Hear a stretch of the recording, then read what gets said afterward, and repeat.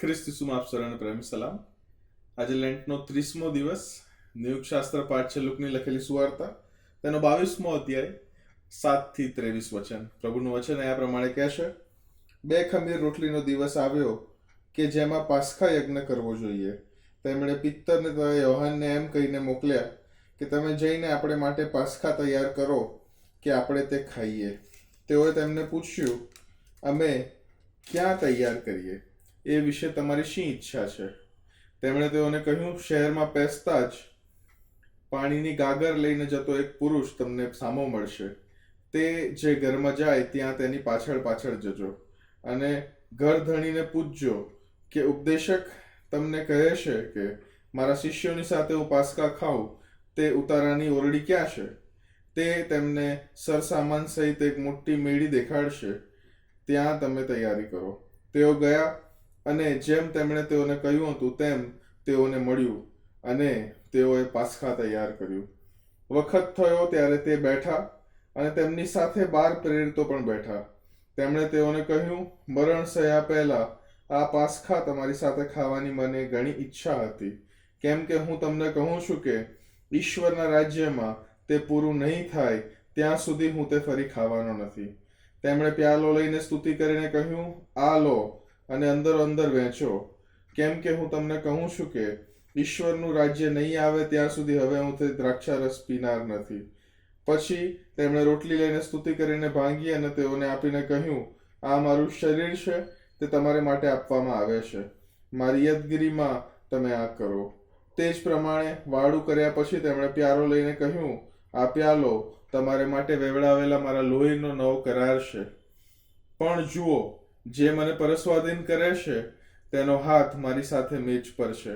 માણસનો દીકરો ઠરાવ્યા પ્રમાણે જાય છે ખરો, પણ જે તેને પરસ્વાધીન કરે છે તે માણસને અફસોસ છે.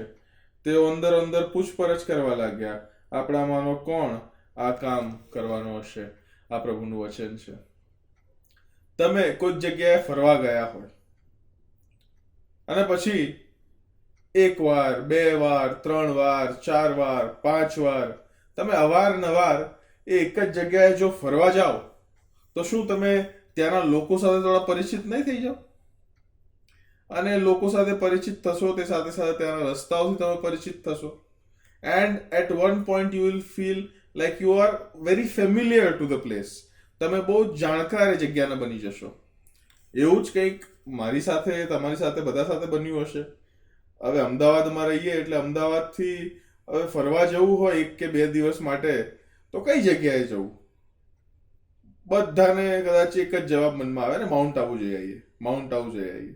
અને પછી માઉન્ટ આબુ એ ઠંડકની ઠંડક પણ મળે, પહાડના પહાડ પણ જોવા મળે.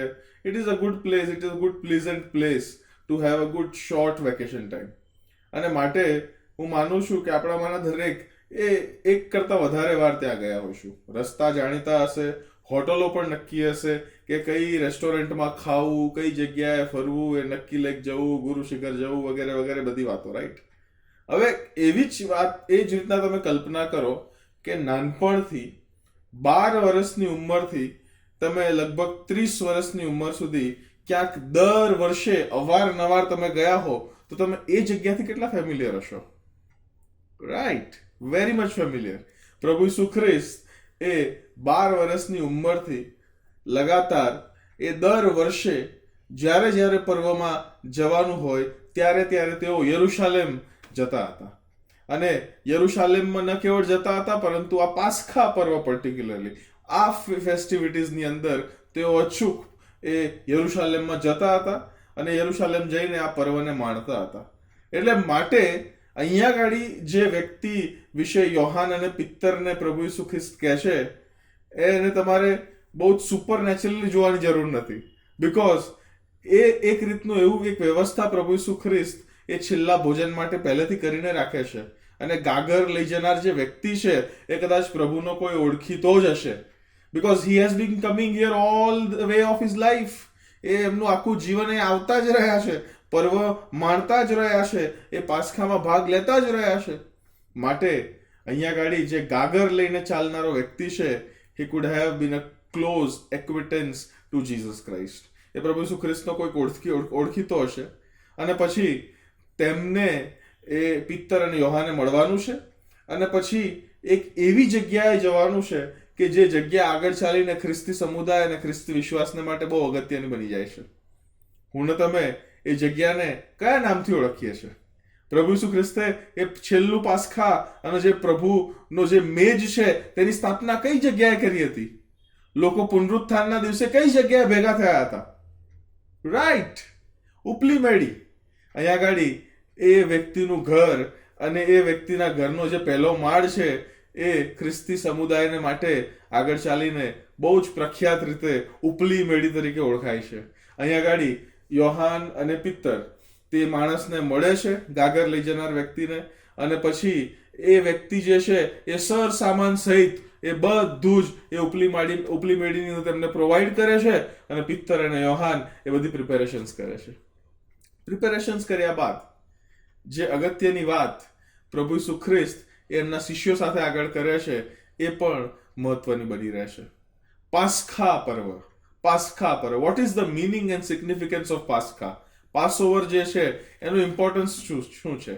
જો આપણે નિર્ગમનના પુસ્તકની અંદર જોઈએ તો મૂસાની આગેવાનીની અંદર જ્યારે એ ફારૂન સાથે અવારનવાર નેગોશિએટ કરી રહ્યો હતો કે ભાઈ તું ઇઝરાયેલ લોકોને જવા દે, બંદીવાસમાંથી છોડ, પણ પ્રભુ શું કરે છે?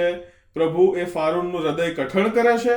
કઠણ કર્યા બાદ એ ફારૂન એ આખા મિસરની ઉપર એ અલગ મરકીઓ આવે છે, અને એ મરકીઓમાંની એક જે છેલ્લી અને સૌથી ભયંકર મરકી હતી તે તો એ હતી કે મરણનો દૂત એ મિસરમાંથી પસાર થાય અને દરેક ઘરમાં જે ઘરમાં પ્રથમ જનિત હોય, એટલે કે પહેલો પુત્ર ઘરનો, એ મરણ પામે.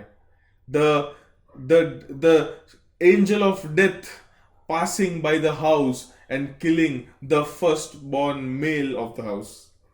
પણ યહૂદીઓ માટે એક વ્યવસ્થા કરવામાં આવેલી હતી, અને તે વ્યવસ્થા એ હતી કે તેઓએ હલવાનને લેવું, તેનું બલિ ચડાવવું, અને ત્યારબાદ એ હલવાનનું જે રક્ત છે એ પોતાના દરવાજાની 12 શાખો પર લગાવવું, કે જેથી કરીને મરણનો દૂત જ્યારે એ ઘરથી પસાર થાય અને એ દરવાજા પરના 12 શાખો પરનું રક્ત જોવે ત્યારે he will know that here there is a substitution that is already made. એટલે કે અહીંયા ગાડી એક બલિ ચડાવવામાં આવેલી છે અને આ ઘર છોડી દેવાનું છે, to pass over the house. યહૂદીઓ માટે આ પાસ ઓવર એ બહુ જ અગત્યની ફેસ્ટિવલ બની જાય છે, કેમ કે એ પાસ ઓવર પછી અલ્ટિમેટ છુટકારો તેઓને મિસ્રની ગુલામગીરીમાંથી મળે છે. અને પછી મૂસા છે એ આગળ ચાલીને એને કોન્સ્ટિટ્યુશનલાઇઝ કરે છે, એને ઇન્સ્ટિટ્યુશનલાઇઝ કરે છે, અને પછી તે લોકો અવારનવાર દર વર્ષે આ પર્ટિક્યુલર ઇન્સિડન્સની યાદમાં પાસ ઓવર ફેસ્ટિવલ મનાવતા હતા. પાસ્ખાનું પર્વ તેઓ મનાવતા હતા, એકત્ર આવતા હતા અને તેઓ આ પર્વને માણતા હતા. પ્રભુ ઈસુ ખ્રિસ્ત એ આ પર્વને હવે પૃથ્વી પર છેલ્લી વાર માણવા જઈ રહ્યા છે, અને એ મારા ને તમારા માટે એક નવા ઇન્સ્ટિટ્યુશનની સ્થાપના કરવા જઈ રહ્યા છે કે ત્યાર બાદ મારે ને તમારે પણ પાસ્ખા પર્વ મનાવવાની જરૂર પડે નહીં. પ્રભુ ઈસુ ખ્રિસ્ત એ ઇમોશનલ થઈ જાય છે, કેમ કે અવારનવાર નાનપણથી જે પર્વને પાડતા આવ્યા છે, he is also attached to that particular festival. અને માટે પ્રભુ ઈસુ ખ્રિસ્ત કહે છે કે આજે હું આ ખાઈશ અને પીશ, પણ પ્રભુનું રાજ્ય ફરી નહીં આવે ત્યાં સુધી હું ફરી કદી એ કરનાર નથી. ત્યાં સુધી ફરી કદી એ તેઓ પ્રભુ ભોજનના ભાગીદાર બનનાર નથી. મારા વાલાઓ, પ્રભુ ભોજન જે છે, પ્રભુ ભોજનની સ્થાપના જે છે પ્રભુ ઈસુ ખ્રિસ્ત અહીંયા ગાડી કરે છે. અને પછી આખી જે લિટર્જી છે જેને આપણે ચર્ચીસમાં ફોલો કરીએ છીએ ને, કે લો આ મારું શરીર, લો આ મારું લો આ દ્રાક્ષારસ કે જે મારા લોહીમાંનો નવો કરાર છે. માય ડિયર ફ્રેન્ડ્સ, ખ્રિસ્તી વ્યક્તિઓ તરીકે હું ને તમે એ નવા પાસ્ખાને માણીએ છીએ. નવો પાસ્ખા કે જ્યાં ગાડી મારા ને તમારી જગ્યાએ જે વધસ્તંભનું મરણ, જે દુઃખ મારે ને તમારે ભોગવવાનું હતું, એ પ્રભુ ઈસુ ખ્રિસ્ત આપણી જગ્યાએ એ પાસ્ખાના હલવાનની જેમ એ મારે ને તમારી માટે નવા કરારની અંદર એ નવા કરારની સ્થાપના કરનાર એ હલવાન બને છે. પ્રભુ ઈસુ ખ્રિસ્ત એ નવો પાસ્ખા છે. He is the paschal lamb કે જેઓ મારા ને તમારા માટે એ વધસ્તંભ પર અર્પિત થઈ જાય છે. પણ કરુણ વાત તો એ છે કે ઇવન જો તમારા ને મારા માટે કોઈ જીવ આપતો હોય ને, તો એ જીવ આપવાનું આપણા માટે કોણે આપેલો છે એ પણ યાદ રાખવા માટે મારે ને તમારે આ લોર્ડ સપર નું ઇન્સ્ટિટ્યુશન પાડવું પડે છે. પ્રભુ ઈસુ ખ્રિસ્ત કહે છે ને, એના સંભાળણામાં તમે આ કરો, એની યાદગીરીમાં તમે આ કરો. કેમ કે માણસો તરીકે તો પ્રભુ મને તમને ઓળખે છે કે હું તમે તો ભૂલી જનાર છે. જો કોઈ ઉપકાર કરે તો એ ઉપકાર પર આપણે ભૂલી જનાર છે. અને અહીંયા તો માણસ પોતાનો જીવ આપે છે. હી નોઝ કે મારી ને તમારી પતિતતા એટલી બધી છે, હું ને તમે પાપમાં એટલા બધા ગઢ થયેલા છે કે આપણે ઇવન જો આપણી માટે કોઈ જીવ આપે તો તે પણ આપણે વિસરી જઈશું. પ્રભુ ઈસુ ખ્રિસ્ત એટલા જ માટે પ્રભુ ભોજનની મેજની જે વ્યવસ્થા છે, એ જે મેજનું જે ઇન્સ્ટિટ્યુશન છે, એ જે સેક્રામેન્ટ જેને કહેવાય, એની સ્થાપના અહીંયા ગાડી ઉપલી મેળીની અંદર કરે છે.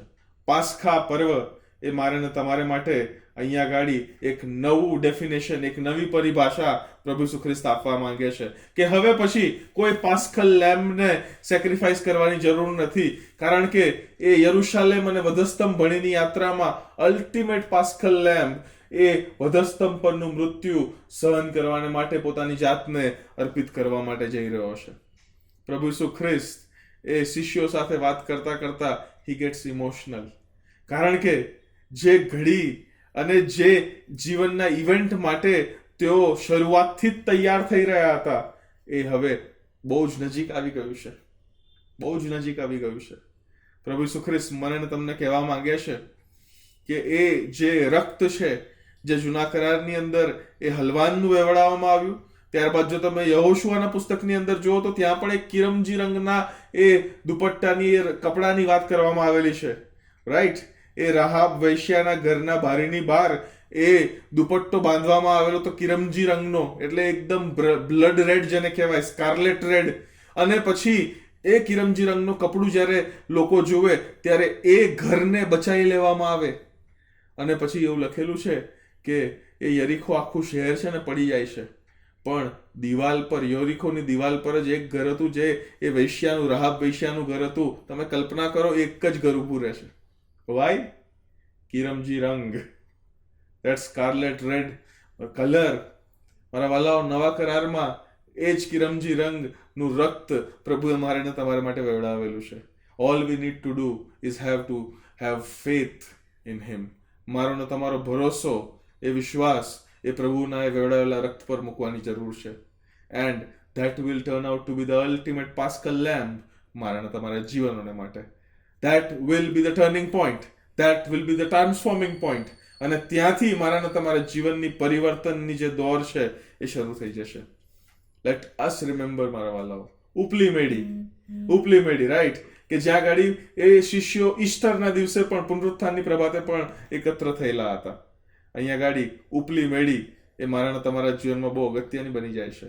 ઉપલી મેડી એ કમ્યુનિયનનો સિમ્બલ છે કે જ્યાં લોકો ભેગા થાય, એસેમ્બલ થાય, પ્રભુના વચનોની વાત કરે, પ્રભુની આરાધના કરે, પ્રભુની સ્તુતિ કરે, અને પ્રભુની યાદગીરીમાં પ્રભુએ જે સ્થાપના કરેલી છે તેને તેઓ પાડે. Because he has died for all of us. Once and for all, he has died for all of us. હવે ફરીથી એ યજ્ઞની, એ બલિદાનોની જરૂર નથી. Because Christ has died for us. અને that is sufficient to cleanse you and me from all our sins. પ્રભુ આપ સર્વને આશીષ આપો. Amen.